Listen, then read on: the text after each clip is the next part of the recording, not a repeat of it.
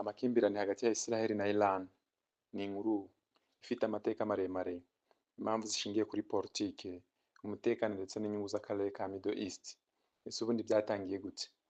Mbere y'igihumbi kimwe magana cyenda mirongo irindwi n'icyenda, Israel na Iran byari bifitanye umubano mwiza cyane. Icyo gihe Iran yari iyobowe na Shah Mohammad Reza Pahlavi, kandi ibihugu byombi byakoraga ku bucuruzi ndetse n'ubufatanye byo mu rwego rwa gisirikare.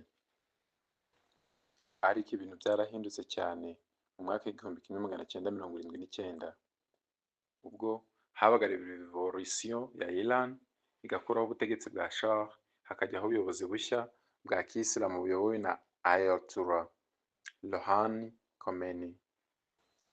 Leta nshya yahise ifata Israel nk'umwanzi, ivuga ko ishyigikiye cyane Abanyapalestine. Kwiyongera kw'amakimbirane kuva icyo gihe, Iran yatangiye gushyigikira imitwe irwanya Israel harimo nka Hezbollah muri Liban ndetse na Hamas muri Gaza.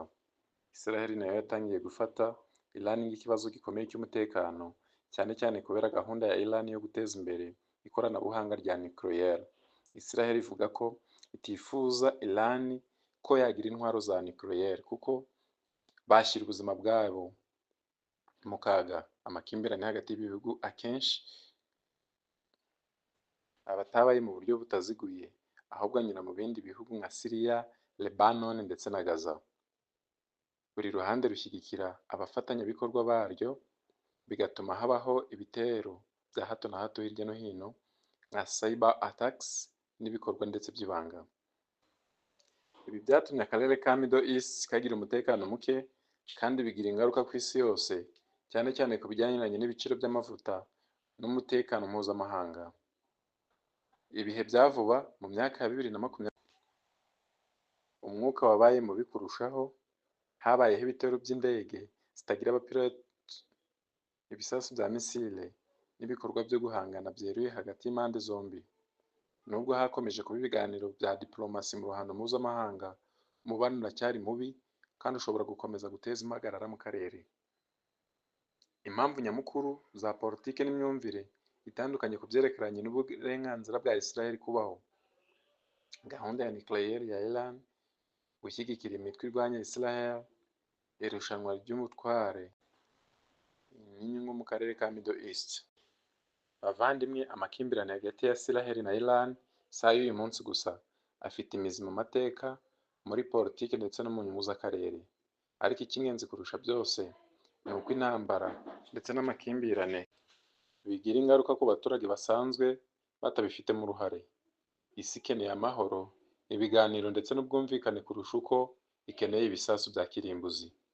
Mu burasirazuba bwo hagati hari igihugu gifite amateka akomeye, politiki ikomeye n'uruhare runini mu rwego mpuzamahanga, Iran. Ariko se ninde uyoboye iki gihugu kuva mu gihumbi kimwe magana cyenda mirongo inani n'icyenda? Ninde ufite ijambo rya nyuma mu byemezo bya politiki bikomeye, umutekano ndetse n'imibanire ndetse n'amahanga? Ese ninde koko? Mwibuke ko Ayatollah ari umuyobozi w'ikirenga, akaba yaravutse nk'umwana usanzwe mu muryango w'idini, aza gukura aba umwe mu bantu bafite ijambo rikomeye muri Repubulika ya Kiyisilamu ya Iran. Muri iyi documentaire turakomeza dusesengurira ubuzima bwe, amashuri yize, urugendo rwe rwa politiki ndetse n'uruhare rwe mu miyoborere ya Iran. Iyi video kandi ikomeje kugameza gutanga amakuru ashingiye ku mateka no ku nyandiko zizewe mu buryo bw'isesengura ndetse no kwigisha. Ubuzima bwo hambere. Ayatollah yavutse igihumbi kimwe magana cyenda mirongo itatu n'icyenda muri Mata ku itariki 19 mu mujyi wa Mashhad muri Iran. Yavukiye mu muryango w'Abayisilamu. Yatangiye amasomo ye mu ishuri ry'idini akiri muto, aza gukomereza mu iseminari akomeye yo muri Qom no muri Najaf. Aha niho yize ibijyaniranye n'iyobokamana, amategeko ya Isilamu n'inyigisho za politiki zishingiye ku idini. Uburezi bwe bwagize uruhare rukomeye mu mutekano ndetse no kumutegura ku nshingano zo mu buyobozi nyuma. Kuba perezida no kuba supreme power wa leader. Muri 1981 yatorewe kuba perezida wa Iran, umwanya yamazeho imyaka 8. Muri 1989 nyuma y'urupfu rwa Ayatollah yagizwe umuyobozi w'ikirenga supreme leader wa Iran. Umuyobozi w'ikirenga afite ububasha bukomeye ku ngabo, ku butabera no ku byemezo bikomeye bya politiki, umuryango n'ubuzima bwe bwite. Yashakanye kandi afitana abana batandatu mu muryango we. Nubwo ari umwe mu bayobozi bakomeye ku isi, ubuzima bwe bwite akenshi bubikwa mu ibanga kandi bugaragara cyane mu itangazamakuru ngo rikomeze kugaragara. Uruhare rwe ku rwego mpuzamahanga. Mu gihe amaze ku buyobozi, Iran yagize uruhare rukomeye mu bibazo bya politiki byo mu burasirazuba bwo hagati, harimo imibanire y'ibihugu by'ibihanganye nka Leta Zunze Ubumwe za Amerika n'ibindi bihugu byo mu karere. Abasesenguzi bagaragaza ko ubuyobozi bwe bwagize ingaruka zikomeye ku cyerekezo cya politiki n'ubukungu bwa Iran. Ayatollah Ali ni umwe mu bayobozi bamaze igihe kinini bayobora igihugu kimwe ku isi. Kuva mu buzima bwo mu muryango w'idini Imashihad kugeza mu mwanya w'ubuyobozi w'ikirenga wa Iran, urugendo rwe rugaragaza impinduka zikomeye mu mateka ya Iran. Abamushyigikiye bamufata nk'umurinzi w'indangagaciro za Repubulika ya Kisilamu, mu gihe abamunenga bavuga ko ubuyobozi bwe bufite ingaruka zikomeye ku burenganzira bwa muntu no ku mibanire mpuzamahanga.